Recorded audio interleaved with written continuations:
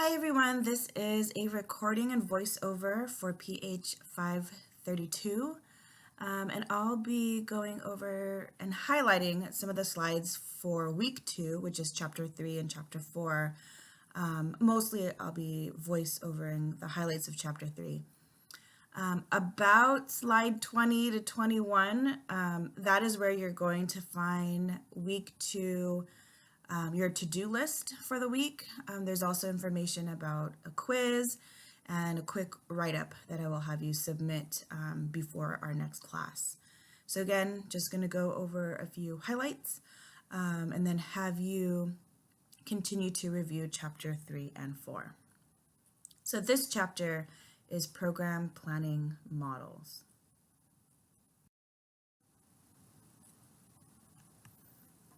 So good health promotion programs don't come about because someone just had a great idea and they thought, hey, wouldn't it be neat to try this? So they're not created by chance, and I would hope that they have purpose and there's a good reason. So of course, like needs assessment, what is the actual need?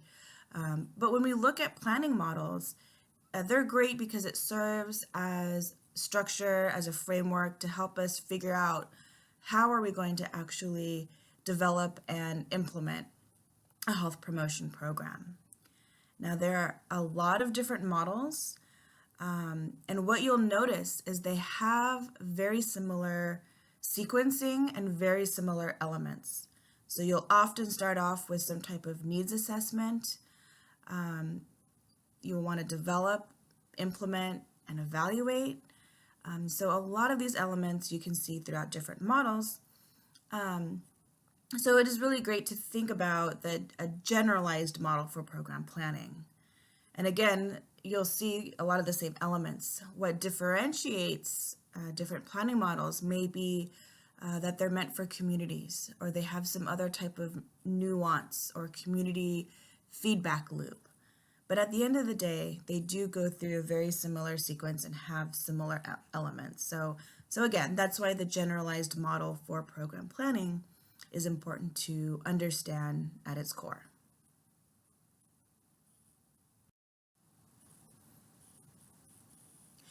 The generalized model consists of 5 basic elements. And again, these are really similar to the elements you'll see in all the different specific program planning models. The first one is assessing needs, or doing a needs assessment. So what information do you need to collect to help identify priority areas, identify problems, existing conditions? So what is the need? Based on that, the second element is setting your goals and objectives. So what is it that you want to accomplish? The third one is developing the intervention itself. So you know what you want to accomplish, but how are you going to achieve it? So now you're starting to map the intervention and align the needs with the objectives, with the actual strategy and development of the health promotion program.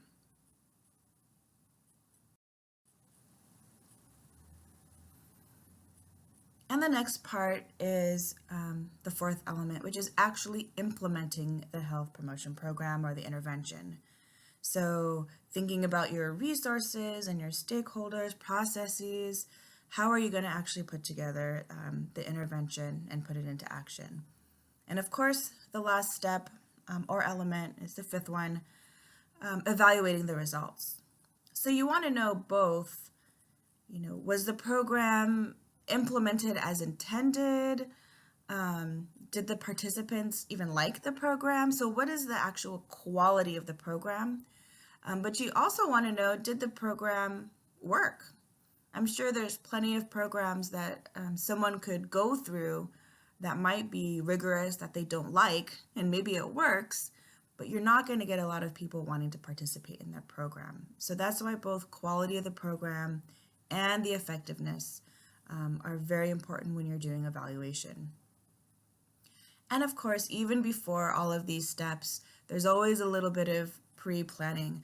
I know in my own work, before I wrote some of the Pacific Islander grants, I was already talking with the community figuring out relationships, resources, who the stakeholders are. And so there is a lot of pre-planning that goes into it.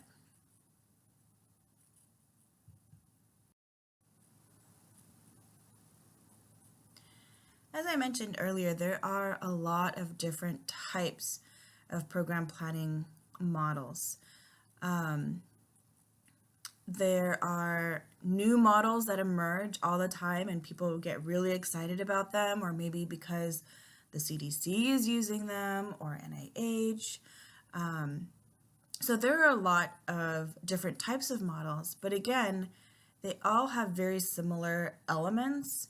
And that's why it's important to really understand the basics of the generalized model, because it emphasizes a lot of what goes on in the other planning models.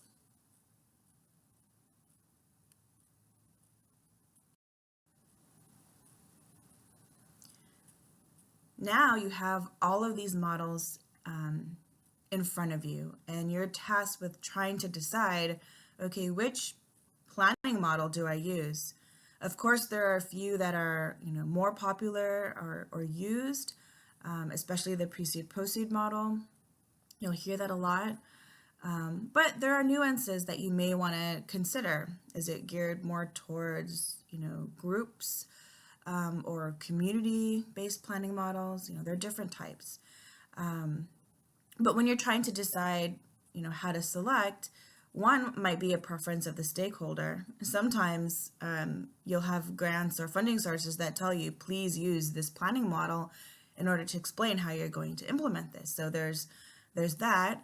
If you're working with the community, maybe you're choosing a model that best fits your partners. So really taking into account preferences of those who will be affected by the health promotion program that you're planning. Of course, time and funding are always of the essence, and that helps you take that into consideration. And similarly, your resources for data collection and analysis, or lack thereof, as the slide says. You want to figure out how involved your partners are going to be as you're selecting the models. Some planning models are very partner focused in their involvement. CBPR is not a program planning model, but that's an example of how it very much relies on how you work with your community and how your partners. So that's another type of framework. And then, of course, kind of as I mentioned in the beginning, preferences of the actual funding agency. I kind of consider them stakeholders as well, but, is there already a preference for how you're going to select your program planning model?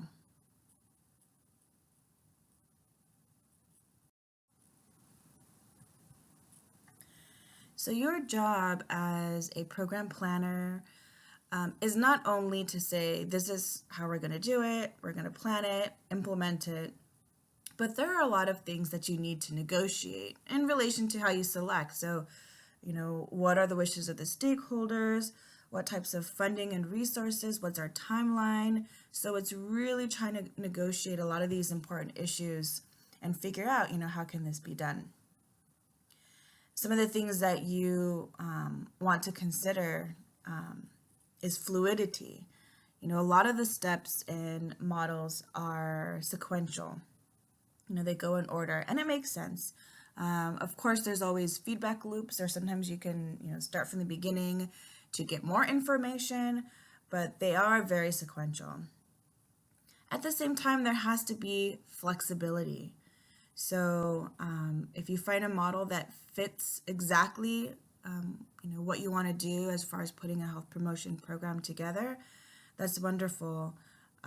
But there might be some either nuances or things that you have to consider and be flexible about, especially when you're working with community partners.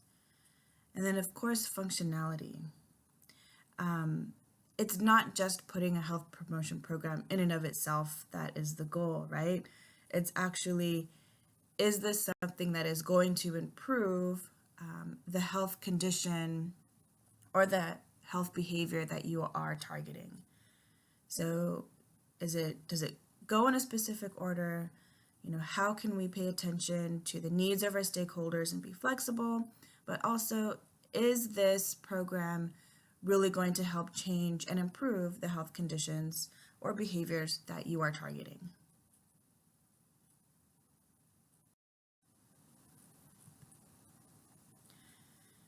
Having a generalized model really is nice because it does streamline the process and give you a framework.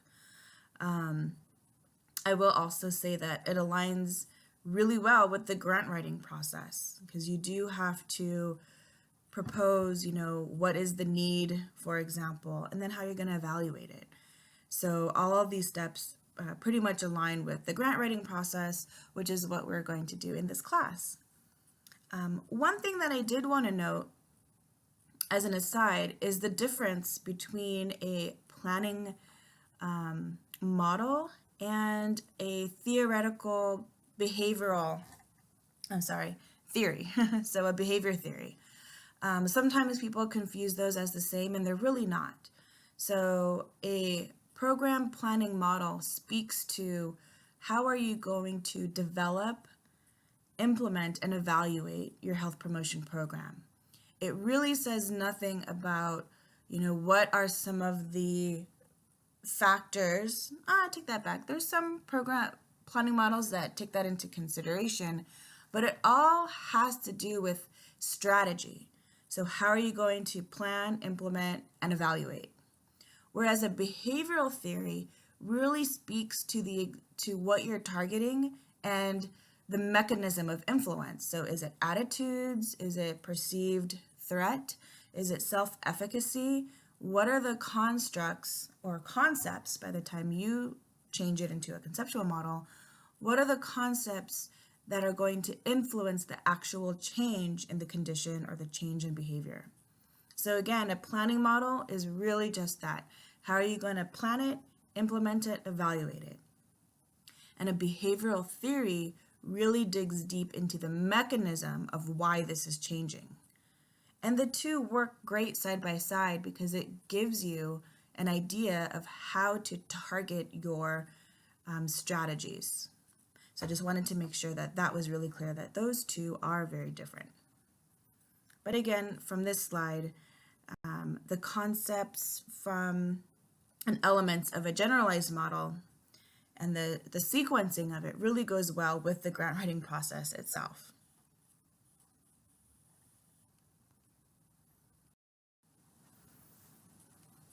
And here's an example, a visual of the generalized model. So again, assessing needs. Relating that to what we're going to do as far as grant writing, you do have to have a background. So, what are the statistics? What is the actual need? What is the community interest? Where are there, gaps in knowledge? This helps you to determine your priorities, who you're working with, basically setting the stage. And that's what you want to do in grant writing as well. From there, you're outlining your goals and objectives. For grant writing, it's actual specific aims, but you're saying what it is that you want to accomplish. The next part, developing an intervention and implementing the intervention. These two things, as far as grant writing, are very similar to your methods section. You've said what the need is, you said what your goal is. How are you going to actually do this? So really understanding how to develop and how to implement also helps with writing the grant. So it's almost as if you have to, plan your program and outline it as much as possible so you can convince the funders that yes, you can do this. So it's not only an action, but maybe this is considered part of the pre-planning, is that you already have your strategy in place on how you're going to plan, how you're going to get information, and how you're going to execute the health promotion program. And then again, the last element of the generalized model is evaluating results. And in your grant that you would be writing, how it's similar is that you will say how you will do the evaluation, what statistics are you going to use, and how is that going to show you whether your program was effective or not. So again, just one of the points I wanted to make here was the actual steps that you would take while you're planning a program. Those elements are very similar to the ones that you need to articulate in a grant that you're writing.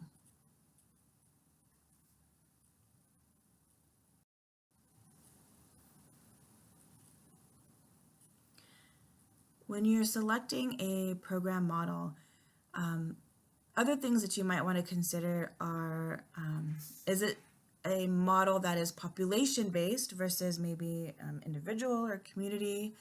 And what does that look like?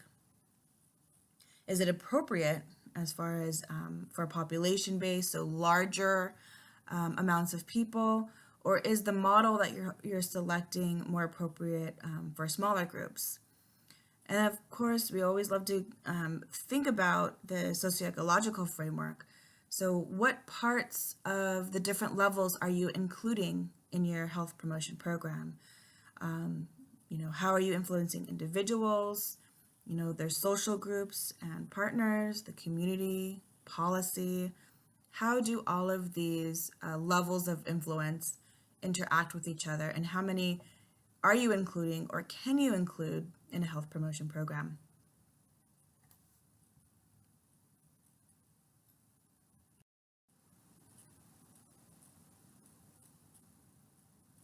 Okay, now we're going to get into planning models. I'm going to go over Precede Proceed, which is by far the most, I would say, I guess the most popular. You hear about it more than any other models. But again, models and planning models are always evolving, and there's always something new that people are excited about. But one that has stuck around as kind of the go-to planning model is Precede Proceed. So I'm going to go over that model, and I'll have you read through the other types of models. And as you go through them, really think about, what is different about this model? What makes it unique, or what's the nuance? Is it how you communicate? What's the feedback loop?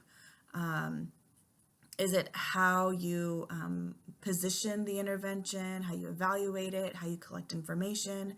There are some subtle nuances to each different type of planning model. But again, I will go over Proceed with you, since that is one of the main go-to models in health promotion and health education programs and careers.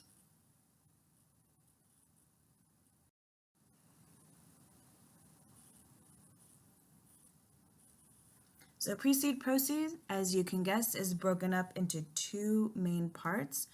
There's 8 phases. The first 4 are Precede.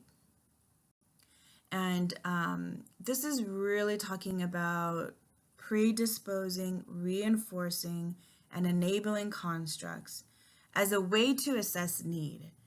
So you're doing a lot of research and understanding in order to figure out how to strategize and develop your program. Proceed, that was actually developed a little bit later, but it has a lot to do with the policy and structure and how you're going to actually implement the health promotion program and, of course, evaluate it. So again, Precede Proceed, the first part has a lot to do with understanding need and development and aligning your intervention, so thinking of your strategies. And the Proceed part is really about how are you going to be able to implement and evaluate it. The next couple of slides go into all of the 8 phases in a little bit more detail.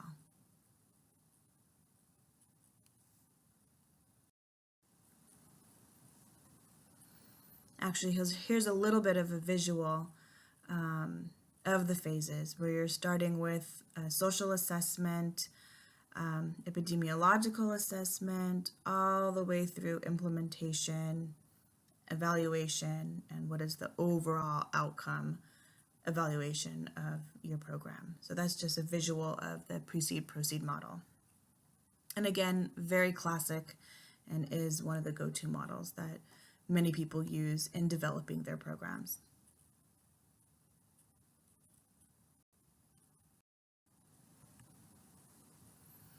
Okay, phase one, social assessment and situational analysis. Here you're really trying to understand what are the problems and priorities. Of course, it's always best to involve those within your target population. And I guess it's good, let's use one example to kind of help understand some of these phases. And let's think about mental health among college students. So if we're thinking about phase one, we're really trying to understand and maybe ask college students, what are your, views around mental health? What are some of the issues? You might even look at some, as you can see here, some examples of social indicators. Now, if we're thinking about college students, it might be understanding academic achievement, self-esteem and happiness, as it has here, general quality of life. So kind of understanding social indicators around college-age students and trying to figure out, what are some problems and priorities around mental health. So let's say you kind of had that in mind. Sometimes you don't have any topic in mind and you're starting phase one with just that. Asking, just in general, where could this work lead? What is needed in your specific community? But let's just go with the topic of mental health amongst college students. So still pretty broad. So in this phase, we're trying to understand maybe some of the social aspects of being a college student around mental health, and what are some of the quality of life indicators. That's phase one.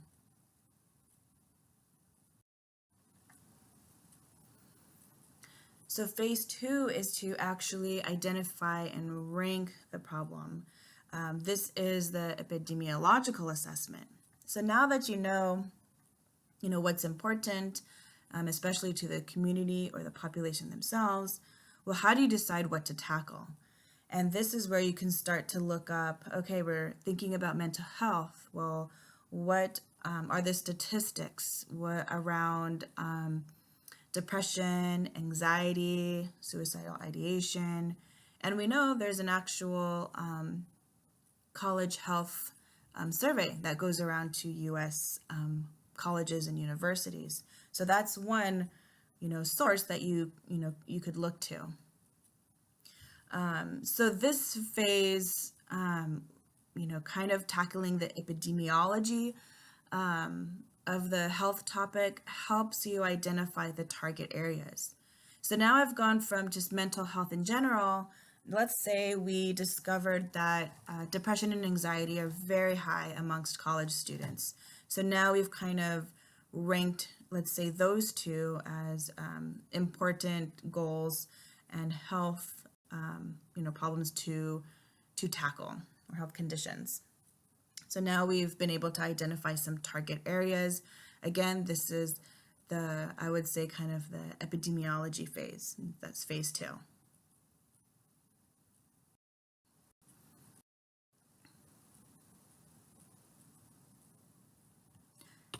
What are the different factors, that you need to take into consideration in order to target? So these, first four phases really speak to that. I'm sorry. So again, phase 1 through 4 is pre-seed. How are you going to develop? And I think it's nice to see an example like that I've seen in the Academic Senate, where they've put together an idea of how to tackle mental health amongst college students. And it was nice to see that a bill, I don't know if it's called a bill, but has been passed where they are going to improve access. So that's the first part.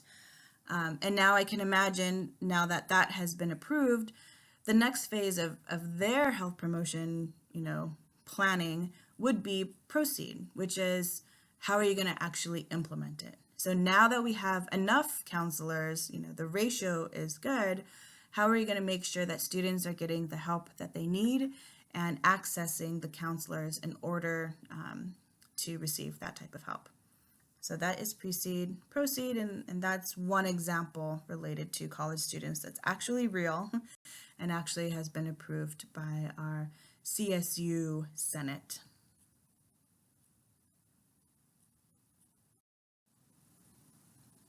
Okay, phase 5, as I mentioned, 5, 6, 7, 8 really have to do with implementation and evaluation.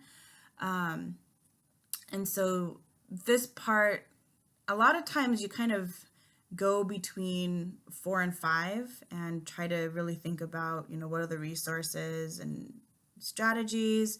It's almost like 5 is almost like a transitional phase, but you're looking at your objectives, looking at the factors that you've identified, and really selecting the strategies that you're going to focus on. And phase 5 is when actual implementation begins.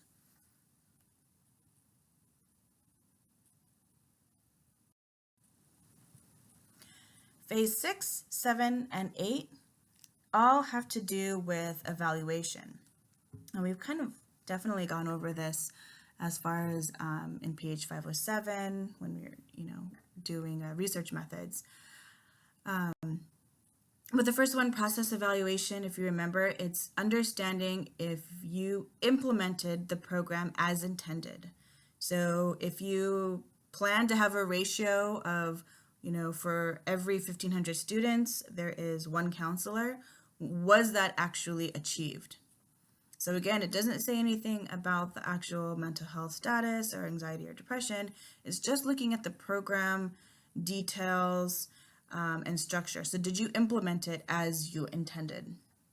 You wanted to deliver, 5 workshops a year. Did that actually happen? All of those things are considered process evaluation. Impact and outcome evaluation are looking at the more looking at the effectiveness. So the immediate short term, did you change a behavior? Are people seeking more access? Are people, working with counselors more? Are they improving coping skills? So very immediate and observable. And then, of course, long term. Is there an actual reduction in anxiety and depression among college students? So now you're looking at the big picture evaluation. When you're thinking about precede, proceed, perhaps not all phases are necessary. One, for instance, you may need to actually go out and collect needs assessment data. Another instance is that the literature is pretty clear, and so you kind of start from there and identifying your needs and priorities. But again, the precede, proceed model is kind of the go-to in public health. You hear about it a lot. So I definitely wanted to make sure to go through this model, and hopefully having the example of mental health amongst college students could at least give you some ideas of how perhaps you would use this model in order to really think about your program. And so that is precede, proceed.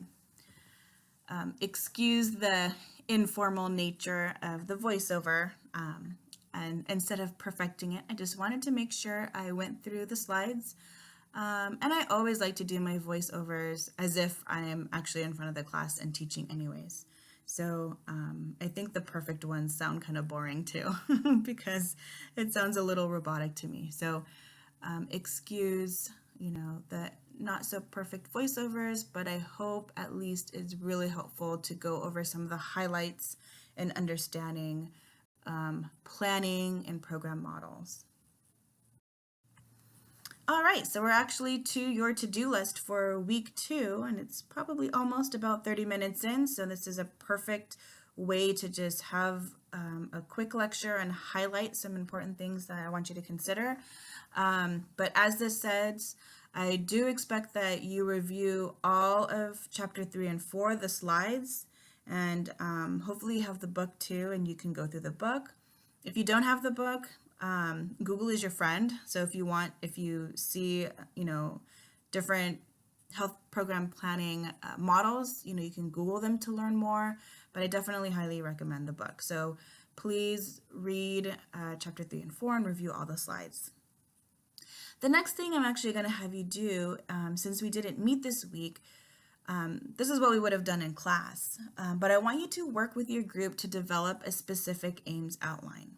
If you look to your main assignment, this grant, sort of writing the mini grant, this is a one-page document where you outline in very few, maybe 3 paragraphs, what is the need, where is the gap in the literature, and what are your goals?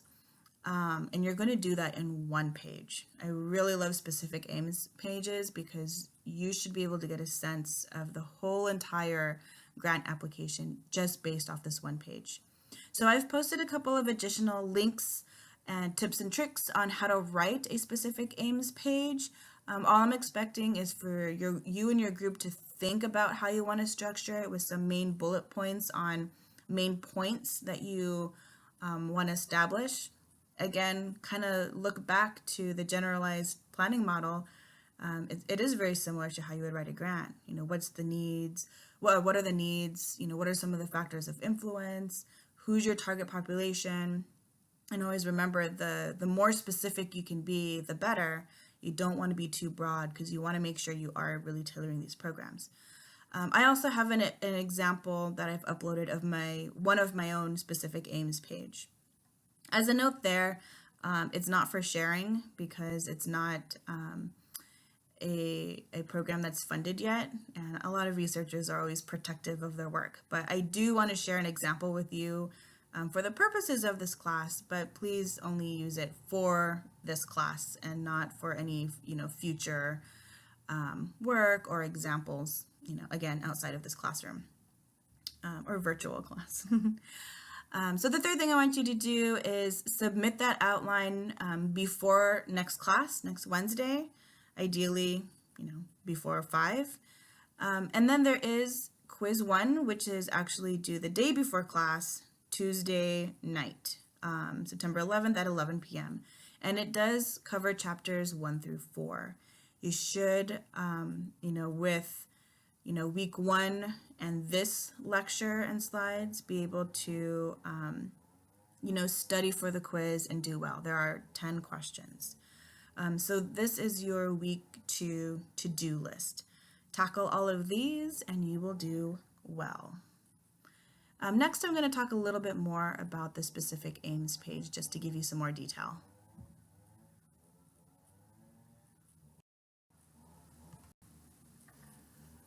So again, this is what we would have done in class. It's kind of our writing lab that I like to do at the end of class.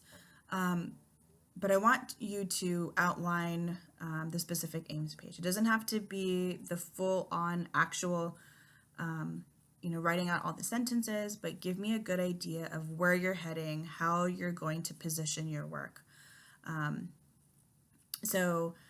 I've posted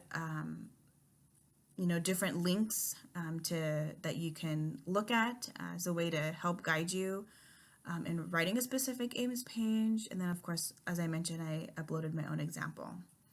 When you're developing your specific aims, the most important thing you can do is be responsive to the grant that you chose for your proposal and how you position it. Now, some of those, grant announcements or RFAs or FOAs, some of them are broad, some of them are very specific, but in any case, they do have some direction in what it is that they're looking for. Is it more of a developmental program? Is it something that should be, an R01 and have, comparison groups and control? It should be a larger project because there's more money, or it should be smaller because it's a small budget and you only have 1 year. So really think about the program that you're proposing, and it has to be responsive. That might seem obvious, but you'd be surprised that sometimes the grant wishes and guidelines don't really reflect what someone's actually writing. And of course, there's, again, a misalignment. So be responsive and make sure what you're proposing aligns with the funding announcement that you found. So everyone should have a document that we found week 1 in class, and that is going to be your guideline for this whole assignment, but definitely make sure you're responsive. As I mentioned in 531, one of the things that we're going to do as far as developing a health program or an intervention is we are going to actually have a mini intervention in class when you're doing a presentation. So if you would, make sure that at least one of your specific aims that you list in and that you think about is something that you could change in in 20 minutes. So obviously it'll have to be either some skill that you could do really quickly.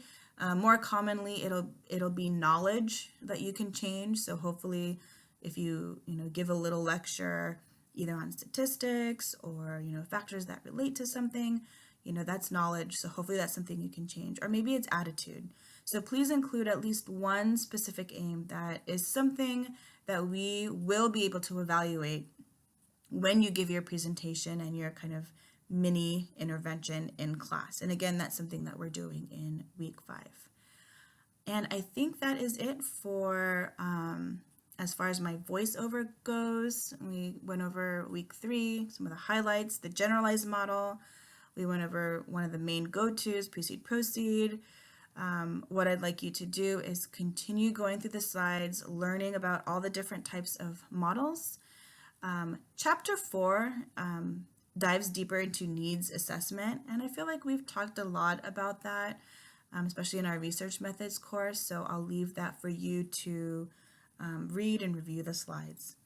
And that is going to wrap up my voiceover, and everything will be posted. Please remember to look at the week 2 to-dos and make sure that you're able to do that before our next class meeting. And that's it. I will see you in class next week. Have a good weekend.